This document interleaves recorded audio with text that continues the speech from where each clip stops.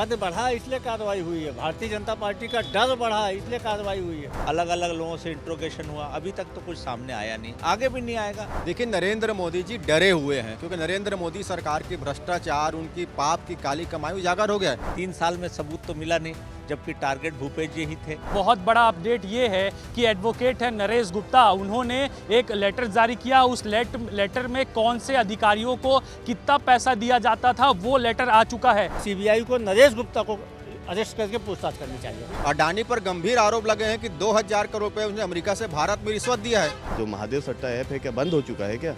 मेरा दावा है कि हो सकता है पूरे प्रदेश में, पूरे देश में चल रहा है और सरकारी संरक्षण में चल रहा होगा। और ईडी, सीबीआई, ईटी तो ऐसा हो गया कि रायपुर में ट्रैफिक पुलिस की तरह हो गई है, शहर में घूम रही है, कहीं छमी डैमेज नहीं हो रही है। छत्तीसगढ़ की जनता और देश की जनता समझ चुकी है कि अगर सबसे कोई भ्रष्ट सरकार है तो नरेंद्र मोदी की सरकार है। सियासी हलचल में यही है कि पूर्व मुख्यमंत्री भूपेश बघेल के निवास, चाहे वो रायपुर निवास हो, इस तरह भी तस्वीर दिखाइएगा कि रायपुर निवास के बाहर भी इसी तरीके से कांग्रेस नेताओं का जमावड़ा है। भिलाई के निवास में भी कांग्रेस नेताओं का जमावड़ा है और कांग्रेस के विधायक है देवेंद्र यादव, उनके निवास के बाहर भी जो जमावड़ा है कांग्रेस नेताओं का वो आप साफ तौर पर देख सकते हैं। और यहाँ पर इसी तरीके से लगातार कांग्रेस के नेताओं के आने जाने का सिलसिला जो है वो शुरू है। इसके साथ ही लगातार बयान भी जो है वो सामने आए। राजेंद्र आगे आइएगा, आगे आके चलिएगा कि यहाँ पर जो सियासी बयानबाजी है वो साफ तौर पर बताई जा रही है और ये कहा जा रहा है कि यहाँ पर वो भूपेश बघेल जो कि पूर्व मुख्यमंत्री हैं, वो उनका कद जो है वो बढ़ा है और उसी कद बढ़ने के कारण जो भाजपा है वो घबराई हुई है और इसीलिए वो लगातार इस तरह के आरोप लगा रही है। सीबीआई, ईडी को जो है वो भेज रही है। इसी तरीके से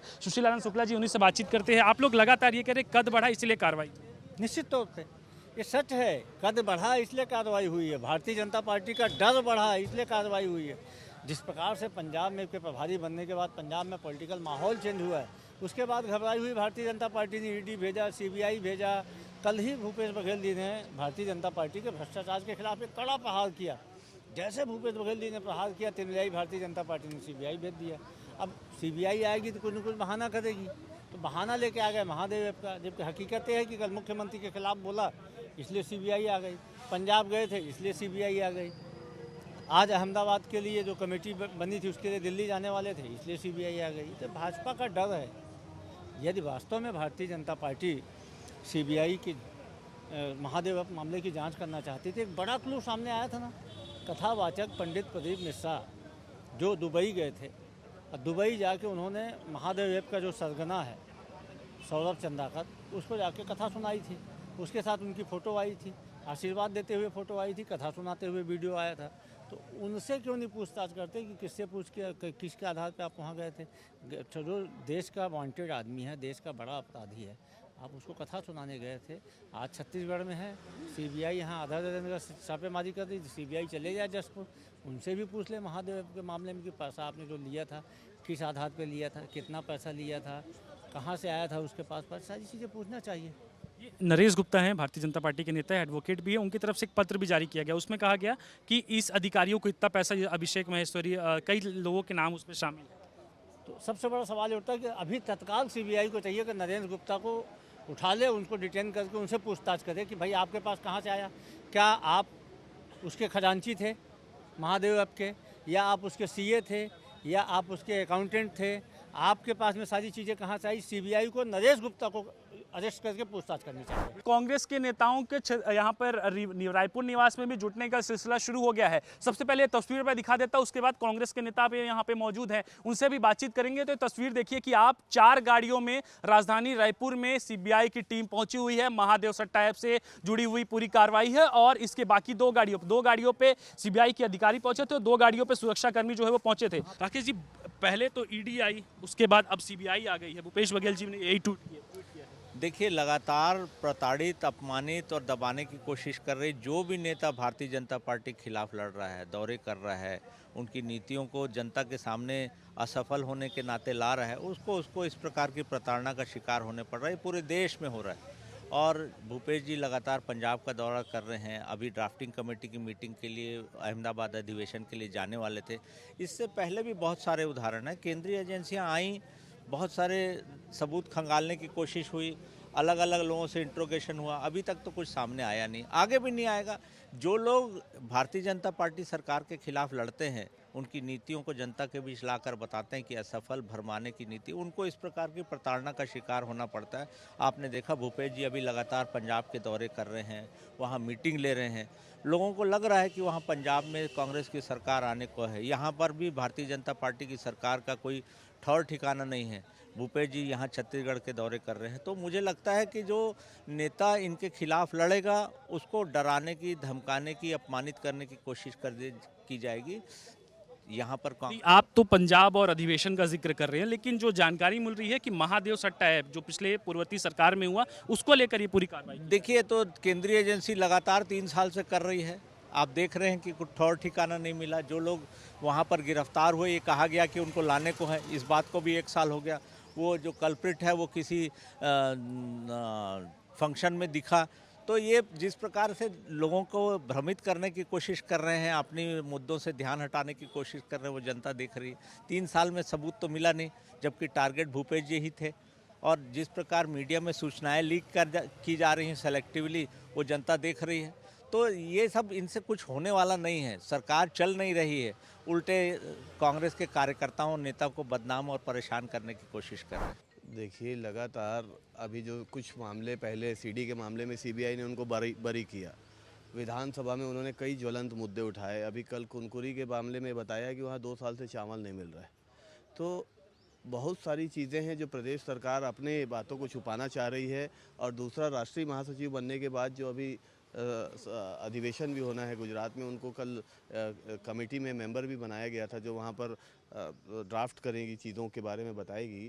तो कुछ ना कुछ समस्या सेंट्रल गवर्नमेंट को भूपेश बघेल जी की बढ़ती लोकप्रियता से है, और जो उनके जो ऐसे काम है जिसको जनता को नहीं जानना चाहिए और उनके खिलाफ में आवाज़, जनता की आवाज़ बन के बुलंद करते हैं, उसको रोकने का और दबाने का। राकेश जी से भी मैंने वही सवाल किया था, आपसे भी वही कर रहा हूँ। सीबीआई का ये कहना है, वो लगातार ये तथ्य प्रस्तुत कर रहे हैं और ये कह रहे हैं कि जो ये अभी कार्रवाई हो रही है वो महादेव सट्टा ऐप से जुड़ी हुई है। महादेव सट्टा ऐप तो छत्तीसगढ़ में हुआ है ना। महादेव सट्टा ऐप बंद हो गया क्या?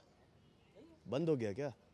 महादेव सट्टा ऐप का मालिक एक बड़े बाबा को बुला के खुले आम वहाँ भागवत कराता है, और कुछ समय पहले भाजपा बताती है कि हमने सबको पकड़ लिया है।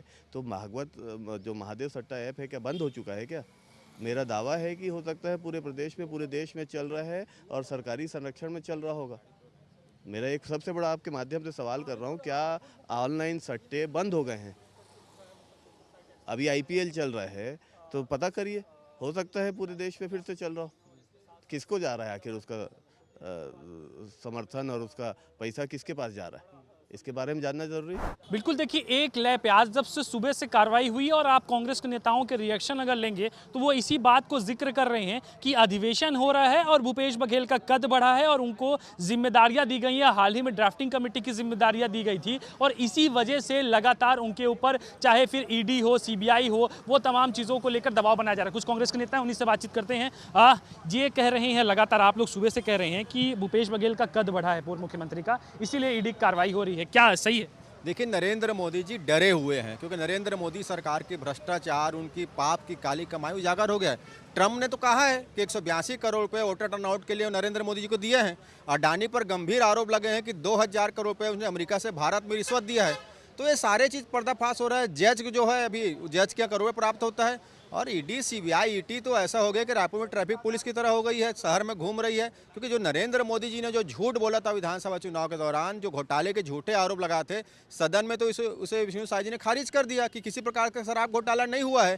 तो भाजपा के पास बचता क्या है? ये सिर्फ चरित्र हनन की कार्रवाई है, और षड्यंत्रकारी जो भाजपा है उसे एक षड्यंत्र है। ये नहीं, कुछ सबूत मिले होंगे, क्योंकि देखिए 25 जगहों पर एक साथ रेड करना, इतनी बड़ी टीम का आना, तो कुछ तो इनपुट मिले होंगे ना। कोई इनपुट नहीं है। ये नरेंद्र मोदी जी के झूठ को बचाने के लिए कार्रवाई कर रहे हैं। ED के बीच छापा मारा था, उनके हाथ में कुछ भी नहीं आया था। CBI के मामले में कोर्ट ने खारिज कर दिया था, भूपेश बघेल जी को डिस्चार्ज कर दिया था। इससे भाजपा तिलमिलाई हुई है कि भाजपा ने जो षड्यंत्र रचा था, नरेंद्र मोदी जी ने जो छठी माँ के झूठ बोला था, उसको सच कैसे साबित करें। और ये सच साबित करने के लिए आ रहे हैं, लेकिन सत्य जो है कभी भी झूठा नहीं होता है। असत्य झूठा होता है, देर हो सकता है, दूर नहीं हो सकते हैं। न्यायालय पे पूरा भरोसा है। कांग्रेस के नेता लगातार कटघरे घेरे पे, देवेंद्र यादव आ गए, मलकित सिंह गेंदू आ गए, और भूपेश बघेल के ऊपर तो लगातार कार्रवाई चल रही है। छवि डैमेज हो रही है क्या आप लोगों की? कहीं छवि डैमेज नहीं हो रही है। छत्तीसगढ़ की जनता और देश की जनता समझ चुकी है कि अगर सबसे कोई भ्रष्ट सरकार है तो नरेंद्र मोदी की सरकार है। सबसे ज़्यादा कमीशन को भ्रष्ट सरकार है तो विष्णु साय की सरकार है।